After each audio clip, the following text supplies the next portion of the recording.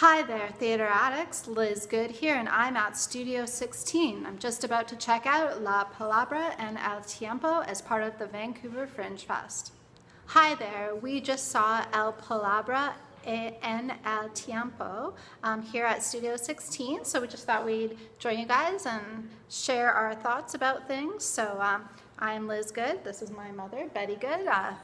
So what did you think, Mom? Did you enjoy it? Yes, I did. The dancing was very good. The guitar player is terrific. The singer was quite accomplished, had a lovely voice. Yeah, she really did. It was such a loud voice. She really did justice to that genre, I think. Yeah, I think she did. But I found, compared to a more traditional flamenco performance, I found the spoken word very intrusive. From my point of view, flamenco is a very emotional art form. It draws emotions up out of the viewer, and to have someone impose language on top of that emotional dance, I found it very intrusive. It was not what I expected, but I know this is a fringe performance. It's not a traditional flamenco performance.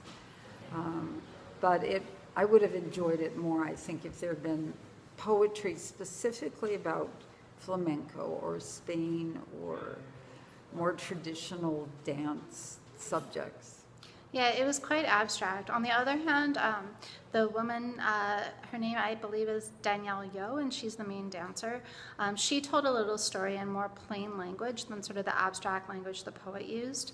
And I found that was more of an interesting story to weave in, and it kind of gave me a small insight into the direction that the story told through the dancing was going. So perhaps there is a place for poetry within dance forms, as long as it's not difficult sort of to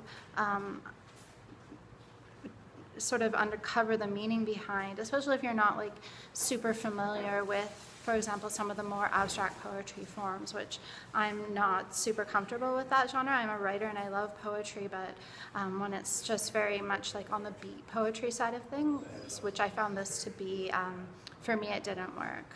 What about the costumes? What did you think about the costumes? Oh, the costumes were very good. There was quite a few. The principal dancer had quite a few costume changes, which were interesting. It kept things interesting. They were quite traditional, actually, the costumes. Yeah, I found them really lovely, and I liked the use of the big skirts. I know that's traditional to flamenco, but I enjoyed the way that they played with them. Yo really used the skirt in a humorous, funny manner to sort of act out words from the poetry, and was definitely breaking the mold of sort of the distant, like, flamenco dancer that I've seen sort of in the past. She was definitely more playful, less traditional. Yeah. So what would you say to someone who's a lover of flamenco who might be interested in coming to this show?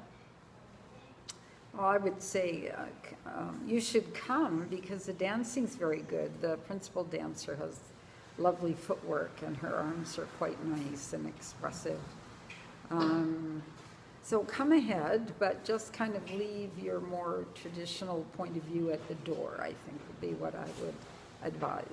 And for someone like me who's not as familiar with flamenco, but I've seen some for a while, throughout my life, but I'm not that familiar with it. So for me, I found that I was able to sort of fall into its rhythm more just by paying attention to the footsteps on the ground or to cluing into one part, like the clapping of hands. So that might be a good tip, maybe for someone who's not so used to the musical form. What do you think? I think that's good advice. Yeah, so anything else you'd like to add? No, just come out and support any form of local dance. I think it's really important to provide, to give our support to the local dance companies. We've got some really good flamenco in Vancouver, and we have our Ballet BC, and there's modern dance companies. So come on out and just take in a dance performance.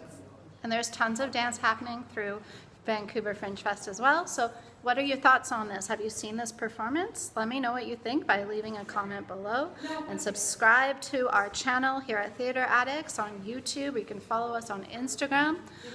Yeah, so I'm Liz Good, and I'm here for Theater Addicts, and I was so happy to join you and tell you all about Palabra En El Tiempo. It's a mouthful, but it's a good watch, and I'd recommend it.